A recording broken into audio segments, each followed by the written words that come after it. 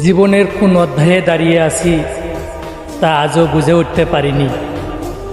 ভবিষ্যৎ কি নিয়ে আসবে সেটাও অজানা এক রহস্য। শুধু এটুকু বুঝি আমি ভীষণ ক্লান্ত। এই জীবনে যুদ্ধ, প্রতিদিনের লড়াই ধীরে ধীরে আমাকে নিঃশেষ করে দিচ্ছে। কখনো নীরবতা এসে মনটাকে ঢেকে ফেলে, কখনো ক্লান্তি, কখনো অভিমান, আবার কখনো না বলা অভিযোগ জমে থাকে বুকের ভিতর। নিজেকেই যেন খুঁজে পাই না, আর মনে হয় কোথাও হারিয়ে গেছি নিজেরই অজান্তে। জীবনের কোনো এক ভুল সময়ে, কোনো এক ভুল মোড়ে আমি ভীষণভাবে হেরে গেছি। কখনো মনে হয় এটাই কি আমার নিয়তি? আমি কি শুধু কষ্ট পাওয়ার জন্যই তৈরি? হ্যাঁ, প্রবাস থেকে বলছি।